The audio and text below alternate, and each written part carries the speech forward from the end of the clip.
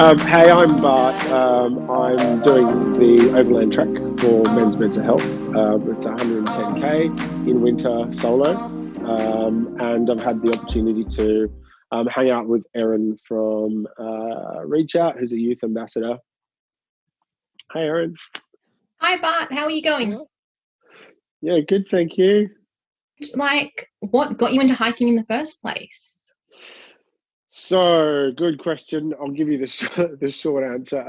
I've done a lot of marathon running, and I've done an Ironman a couple of Oh wow. times. So, as I'm becoming an old timer, I cycle quite a bit, which is Okay. quite low impact. And so, I got into hiking based on just obviously walking for long periods of time, Mm. low impact. But I've always used running or some high intense sports as, it's like meditation. So it's Yeah. being able to focus on your breathing and how you're performing through that, and how you eat and drink, the amount of water you put in your body. It's quite a scientific thing to be able to push through an Ironman or a marathon. So Yeah.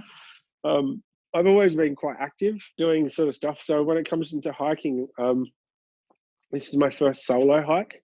Wow. I generally go with my wife and other friends, but this is my first solo hike. So the reason why I'm doing it is due to the fact that my life's quite hectic, and in terms of what we do as a company, it's constantly dealing with people's business problems. So I wanted to take a month out to really focus on myself, my personal Mhm. development, and when it comes to high intense workouts and high intense, work, I quite enjoy hiking, and I've Mhm. chosen this because I'm getting completely off the grid, and that means no internet, no phones, no VCs, and just being really present about, doing a serious effort that's challenging myself to be able to get through that. And again, it's solo, it's going into the wilderness, and it's actually Yeah. um, going to snow tomorrow, and it's going to be quite tough. So yeah, I think this type of effort is challenging myself to be a better man, and that's Mm. one reason why I'm doing it. I suppose I'm raising awareness for men's mental health, Oh, where yeah. as a species, us males don't get time to actually share our stuff, and we're not unlike female, where you guys get to pick up the phone, and it's quite easy for you to pick up the phone and share your stuff with your friends. But when it comes to dudes, we do that. We do not do it at all. Yeah, it's really funny. My dad often has his best discussions with his mates when they're in the shed working on motorbikes. Like they have to have something that they're doing to make it less awkward. Yeah. Yeah, so what path are you taking for this hike? Like I imagine Tasmania, you've got snow, you've probably got a few other risks, but I feel like the scenery would be amazing as well. Like you've got the payoff, Yeah. you just have the risk. Yeah, well, it's not that risky if you do take the right equipment. So I'll show you. I've got a GPS. So I've got it Oh, taking a okay. GPS phone, which Okay, means cool. you will be able to track me live. So it does like Okay. positioning. So via my Instagram and through the Okay. reach out support, the donation page on Yes. Yeah. Everyday Hero, you'll be able to click on a link, and you can actually see me going. Oh, that'll be So cool. yeah, it's 110k hike, the overland trek. Mhm. It's quite renowned for it, but no one does it in winter because it's rains and snows, and you can't find the track most of the time. It's quite renowned during the summer, which is Okay. quite cool. And I've done a lot of hiking before, and this is on another level of hard, solo, and being -5, 6 degrees, and Go snowing. big or go So, home when you're going to push yourself. Is that how it works? well, yeah, I'm trying again. Like, there's dudes out there that are finding it hard to put their hand up. I'm saying, oh, if I can do this, so can Yeah. you. Well, it's actually really interesting in that in Tupperware, we've got an organisation over here that runs leadership camps, and how they've figured out a way how to get a lot of the males involved into the leadership camps and into talk about their mental health is that they run sport camps with getting like people from football clubs and stuff. So they use sport as a buffer, and Gotcha. which is really cool. I totally think what they're doing is cool. But I mean, I have friends who aren't sporty at all, guys who are not sporty, and I know they struggle and they feel almost embarrassed to talk about them. And, hiking's one of those things where I guess you have to be safe and you have to take precautions, like tell someone before you go on a hike, absolutely, and take the right equipment. But there's plenty of hikes out there, and trying to be present is one of the things for dudes, is to be active. Going on a camp with your mates is also really, really cool. So there's plenty of stuff that we can do locally. So again, this is epic that we've been able to talk, and the ReachOut can support, and I can give back and bring some awareness. I think this is a cool way to do something different, to share the fact that we're all going through some stuff. Yeah, I think it's interesting to add that we have got 5 male youth ambassadors, which is massive for a mental health organisation. And when I was as a forum moderator, we've had quite a few males as well step in, which has been fantastic. So we are getting more representation in males, but we still have such a long way to go, which is why you choosing to hike, especially in the middle of winter in Tasmania, which I admire you for. Like, I feel the cold a lot, so I feel like hopefully you've got 50 layers on at all times. Do not want you to get frostbite. No, I've seriously brought a lot of cool kit. I do have I will be layering up with 2 layers of thermals and long johns, and it's going to be still pretty cold, no doubt about it. And then you can always light a fire, hopefully weather permitting, at the end of every hike, and be like, use that for some warmth, hopefully. More like at the end of the track, they do hamburgers and chips. That's what I'm talking about. See, that's good. What type of food have you taken? Like, kind of just a topic. Good question, actually. So there's a company that bring all your food, and they do back sealed food. So they've got 8 nights and breakfast of food that's like shrink wrapped, and I can pack that away. So in my previous hikes, I'd spend a lot of time, prepping, which you totally have to. But these guys just, you go online, you order your stuff, and it's amazing. So hiking's going to a whole nother cool level, which nobody would know about. That is awesome. Well, it's great that you're doing this. I was on your Instagram yesterday, and I've noticed, I was like, you're crazy to be doing this in Tasmania. Like, I think I've got a friend who's from Tasmania, and she's like, it's too cold to do it in the middle of winter anyway. But what made you freezing? I'm like, but what made you want to decide to do a hike in the middle of winter of all places in Tasmania? I just think that's a bit crazy. Yeah, actually, I've actually been wanting to do base camp for quite a long time, and I've actually convinced my wife to do it this year. And so it was, last year was the planning, and I was like doing all the training, and then COVID hit, and I was just like, I was going stir crazy at home and stuff. And so I went and did some research on, obviously, local hikes, and I've always wanted to do the overland, 110K, 6 nights, 6 days, 7 nights, and there's some offshoots. But I kind of spoke to my wife, and I convinced her to go, hey, can I do it? And I wanted her to come. But it is a grade 4 hike. It's pretty full on. I mean, I've hiked a bit. So at the time,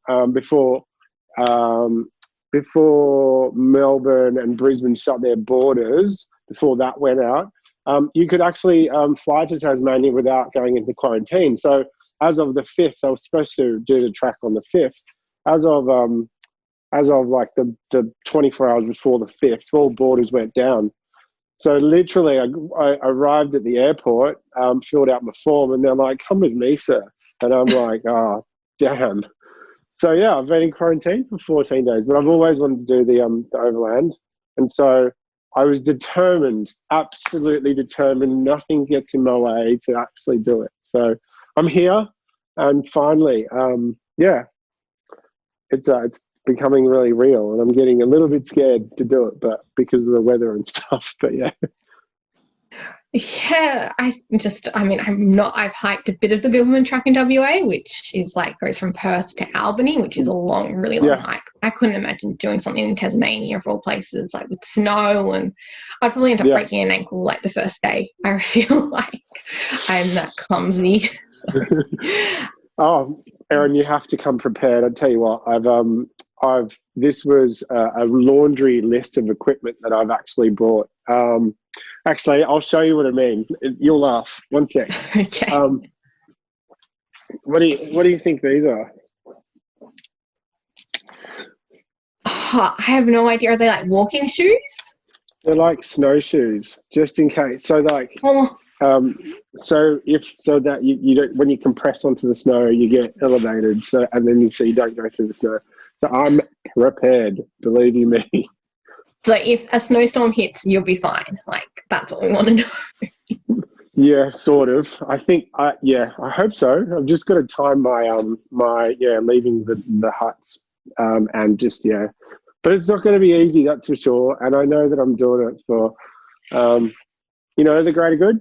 I know I'm personally quite fit, mentally fit as well. So, I know how everyone's affected in this time. And I know that, I'm doing it for a whole bunch of people close to me and, for the greater good. And I suppose, this is a really cool conversation to sort of start, by means of, I'm in a really good space, but there's a lot of people that aren't, which means that, if I could go and, slog it out for a couple of days, I think I'm giving back quite a bit. So that's kind of my reason, apart from it being really hard. You have to push yourself out of your comfort zone a bit, I feel like. I've read somewhere that like once a year or so you should just like try and push yourself to the next level, like within your comfort zone. Like for me, having anxiety, it's been volunteering down at schoolies for the past 2 years, not this year because of COVID, but like, and for some people it's easy, but for me it's really mentally hard. Yeah, right. Yeah, so why reach out though? I've heard that you've been involved in the parents. I chatted to a friend who was involved with the parents launch and she had heard of you. She happened years ago though, but why reach out? Yeah, look, so I was the guy on the agency side that put together year after exams, year 12 after year 12 exams. Oh, life after exams? Remember that website? Yes, yes, that was awesome. Yeah, we came up with that whole strategy and idea for ReachOut, like way back. And so, wow. Yeah, so, and I've always supported you guys throughout, being either, consulting or just I know that you guys have, from a global perspective, are really intrusive about the fact that, you can go out and read some articles, and if you need a hand, you can call us, and so on and so on. And I know from a parent's perspective, you guys did a really good job around, allowing kids to go to a place to be able to learn about stuff, and sort of closing that loop with parents. So, when this came up, I was like, absolutely, I want to try and donate and support, and ReachOut came straight, top of mind, based on it's an online amazing platform. You're Australia-wide but going global. You've got a parents thing, and when it comes to anxiety and doing it tough, where do you go to first thing? You don't don't go to your parents at the beginning, but you want to do some research. And if you're not on TikTok or Instagram, you're going somewhere else, right? Yeah, I heard someone tell me that describe ReachOut as like the Google for young people, because it covers everything. Like, you've got questions about your sexuality, your mental health, like a friend going through a tough time. It covers it all, which is so awesome. Like, I love going on ReachOut. I'm always like learning something new. I'm like, I never knew we offered that, or this is a new article, this is a new infographic. Like, it's awesome. So I tell you what, I'm proud to be supporting and trying to donate, because it's such a cool cause. And really, I guess, Internet of Things and whatever, like, it's hard to kind of put up your hand, especially men, put up your hand and go, I have a problem. Where do I go? So ReachOut is doing a fabulous job, no doubt about it. Yeah. I heard of ReachOut as a 12-year-old, funnily enough, which is really like, I'm and ReachOut space for like 15-year-olds. And it's funny that you mentioned parents, because my parents were dealing with me living with anxiety as a 12-year-old, and they actually didn't know where else to turn. So they took me to a child psychologist, which was really weird. Wow. And expensive. Yeah. And expensive, because the school psych was apparently, I was too hard for them. Like, this is going 10, 13 years ago now. Like, it's, yeah, wow. And yeah, and it was really tough because but we had someone come and talk to us from ReachOut, funnily enough, and they gave us like, I don't know if like you've seen ReachOut, like they've had their logo changed so much over the past 20 years, but they had like these black hand logo stickers. So this is showing my age as well. When I was at the ReachOut office a few years ago, I actually saw some of these stuck in like one of the cupboards. So I was like, they existed. It was in my mind. Yeah, right. But I logged on as a 12-year-old, and I was like, it kind of gave me comfort that there was this service available for young people, but I didn't have to like show. It wasn't like me walking into a psych's office or something. It was just really it was personal. a bit like this, just a bit like this, and like, you know, we've all got problems, and you know, whatever. Like, let's just disrupt funk. So what? You know, everyone's got something. I joke that if you're not crazy, you're not interesting in my books, because exactly. You know, you're all hiding something. Like, well, we're not hiding, but we've all got our battles and we all have our struggles. Totally. Right. I have people who come up to me when I go to schools and stuff, and they go, "Oh, you don't look like you've got anxiety." I'm like, "So how should I look like? Do I need to look like a particular way to have a mental illness?" Yeah. Like, it's been really weird. I think that's the thing. Like, mental illness doesn't discriminate either. I've got friends of all walks of life who've struggled with it on and off, and then you've got those who were my age, who were diagnosed as a kid, and then I've got those who've been diagnosed as an adult. And interesting to grow up in a time without Facebook or without time internet, and you know, there's always been like, who do you turn to? And so for me, it's always been, you know, my support network, which is obviously parents and friends, and then sometimes you don't want to speak to your parents about certain things because you just don't, right? And then, you know, the internet came out, and that was really cool. And now, you know, the access, like what ReachOut's doing, you can actually go to a place where you can actually read or get a sense of a certain direction. I guess when I started, and I'm like Gen Y, right? Pre-internet, like, it was the hardest thing, going through school and being bullied and all that sort of stuff. Like, who did you turn to? And I suppose like, not to bring science into it, but like, if you think about it, you know, we go to a lawyer or a doctor or, you know, an accountant to do our stuff, but who do we go to for our brains? And you know, that's like something that everyone's been struggling with, because it's generally like your parents or whatever. But if they haven't understood how to do stuff, then, you know, who breaks it down into proper science? Your brain does this for the reason of this, and that's quite normal. So here are some tools you can, you know, use moving forward. I mean, that's really cool. And so I think it's a beautiful time to be in, to be able to be a kid, but also an adult, to actually go to a place and who is, you know, bringing science into, and has, you know, strong a background in really supporting, you know, where you're at. And I'd love that. Yeah, I honestly wish that I heard more about ReachOut when I was in high school. I mean, I knew they existed and I liked them on Facebook and stuff, which is how I became a youth ambassador, because I saw the ad, or not the ad, I saw the post. But, you know, I go to schools and stuff, and they go, "This is the one mental health service we push to students because it's online, and kids can access it in their own time. Like, it's not like they have to tell their parents that they're using it." And also it's free, which is fantastic, because mental health gets expensive. Psychologists, psychiatrists, it all adds up. And it's fantastic. I mean, I remember seeing a psychiatrist when I was 13, and he put me on medication, and he described it to me. He was like, a diabetic body doesn't produce enough insulin, so they have to take insulin for you. Your body doesn't produce enough serotonin. You have to take these pills. And I was like, great. But try explaining that to someone else, someone from my parents' generation. And they go, yeah, but I go to ReachOut now all the time as an adult. And I'm just like, the amount, like with COVID and stuff, like people haven't been able to get out to see a psychologist. They haven't been able, mental health is struggling. Like ReachOut's forums views have gotten crazier high. Like, Yeah, I've had some of the other forum moderators going, the amount of like posts we're getting, it's just crazy. Yeah. But hey, at least we're there to talk to them.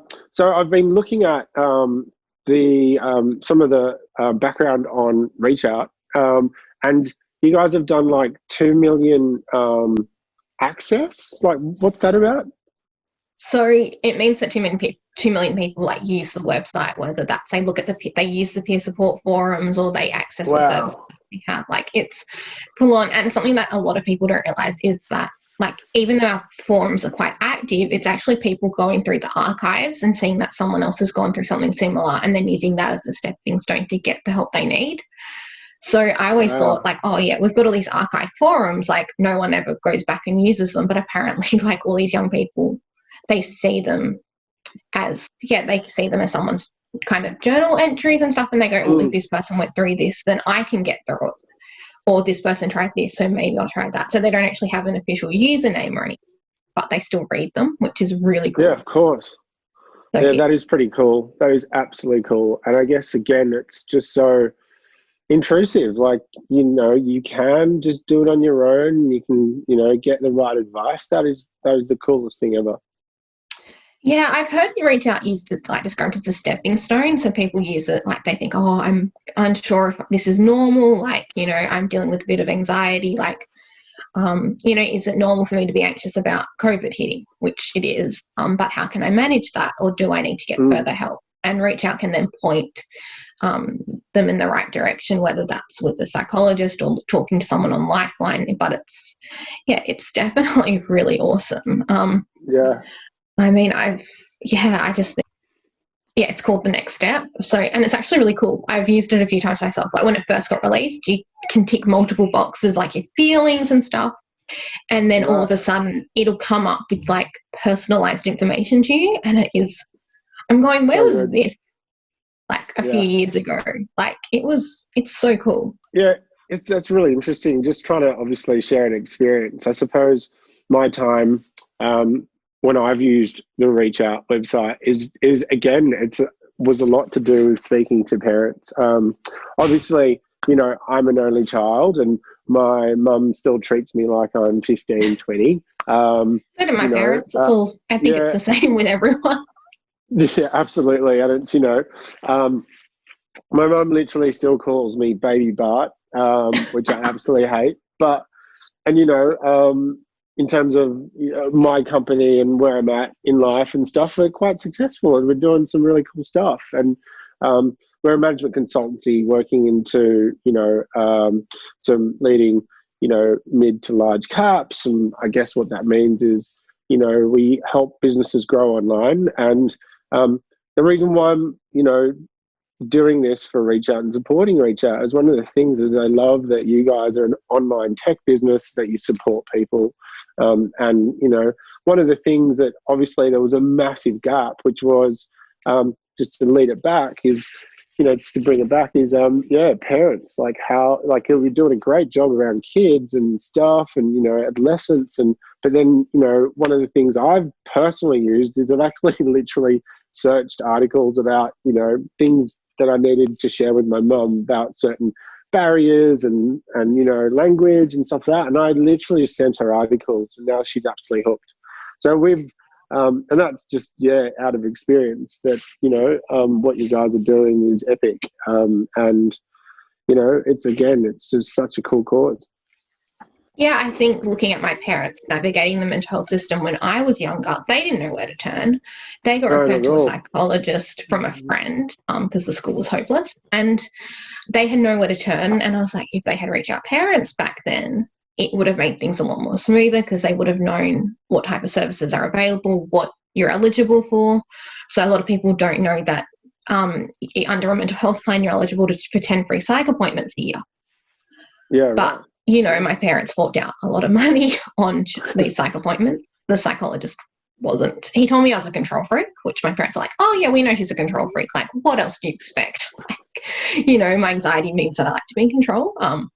Still does, but I've managed it a lot better. But my parents struggled. Like, they took me to a psychiatrist who you know, he put me on medication, which was great, but then he didn't manage the medication. So I ended up going back to a doctor who specialised in mental health, who I still see. He's awesome. Yeah. He's definitely one of the good doctors who's seen me at my worst, and he was able to adjust the dose accordingly. But they didn't know how to deal with the kid who was starting to run away, and who was, you know, they've got 2 younger kids as well to deal with. My middle sister has Down syndrome. So, oh, wow. Sorry. So cool. Sorry, I'm getting interrupted. I should have put a sign on my door. By said parent. But yeah. So, you know, it's tough as a parent, though. And I know grandparents who might have sole custody of their grandkids, and they're going, how do we manage their mental health, or how to, you know, what services are there for us? And I love the parents. I promote that quite a bit when I'm chatting at schools and stuff, and I'm like to school nurses and stuff, like, you do know we have a parents program, and they go, oh, I didn't know that. That's great.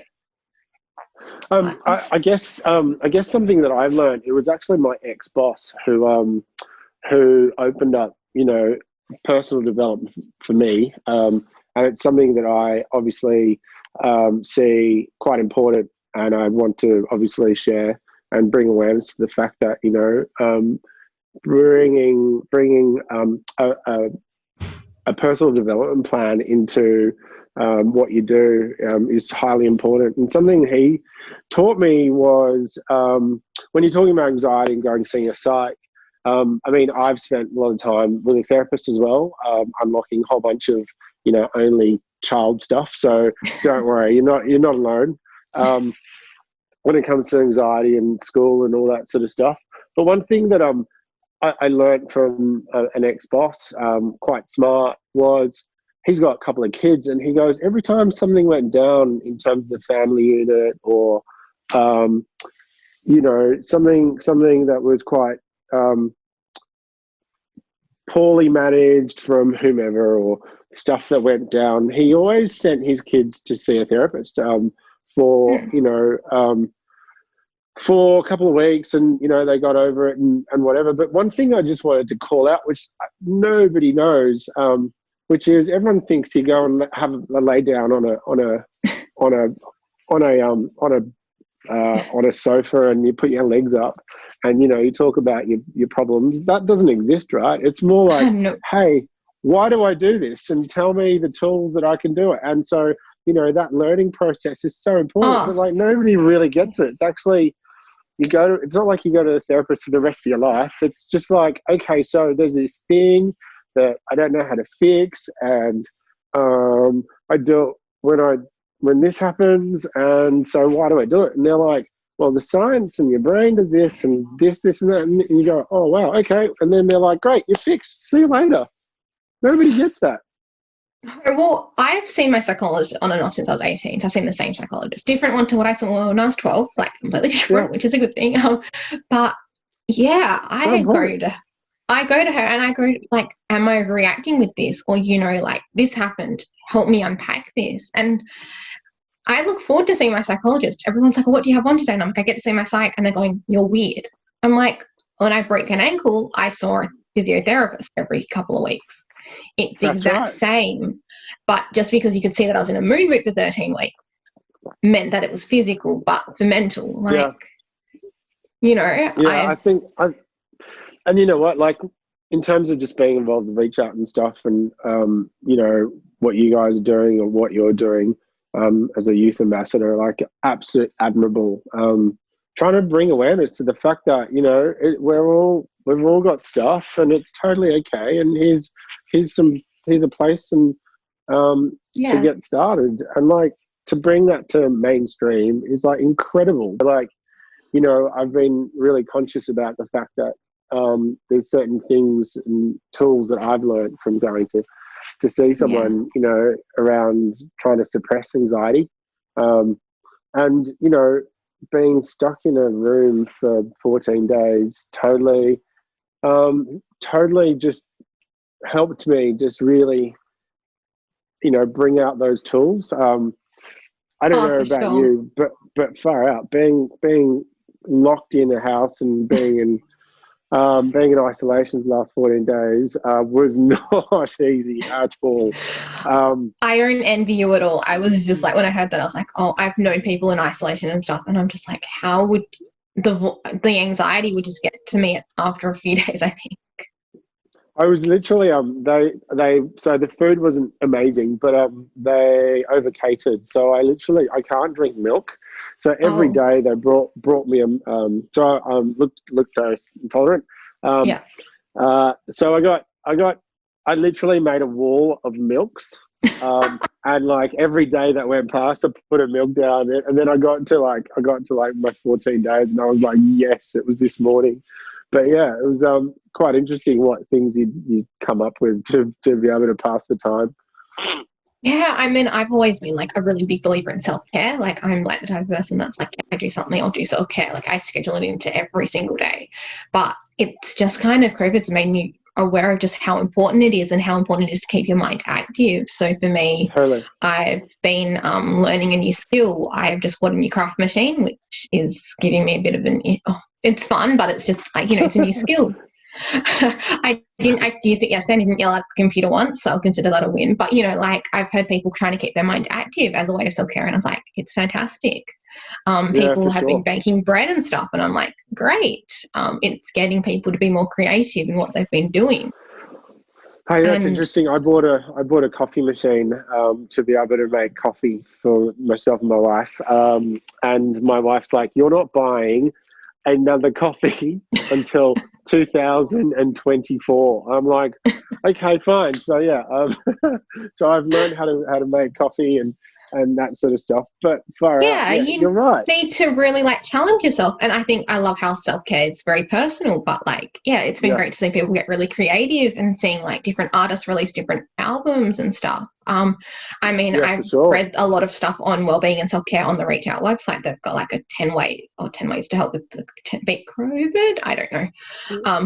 But they've got a lot of like different things. And on the forums, we do Wellbeing Wednesdays, which has been really cool to see like the different ways that we're practicing wellbeing.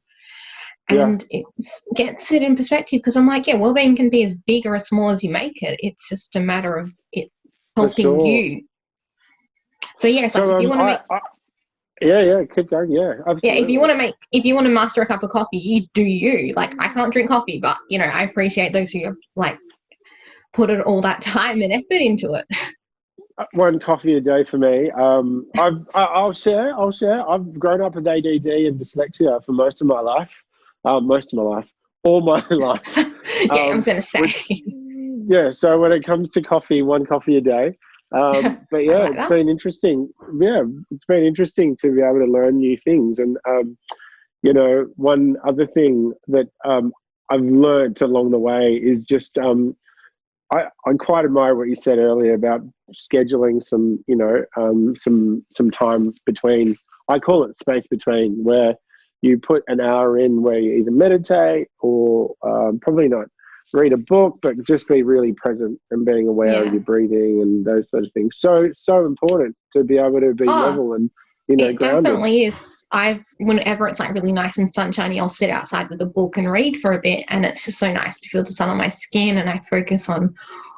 So Erin, I really wanted to say thank you so much for coming on. It really just brings awareness to me that there are people out there that are dealing with anxiety, and I suppose this is a really beautiful way for me to give back. I know how much what people go through, and if I can slog it out for, especially men, if I can slog it out for like 6 nights and rough it a bit, if I can do it, I believe that a whole bunch of men can actually put up their hand and do the same thing. So thank you again for speaking. And thanks so much for coming on board for ReachOut. It's fantastic to see, a man willing to hike for a mental health organisation and push themselves, which is fantastic.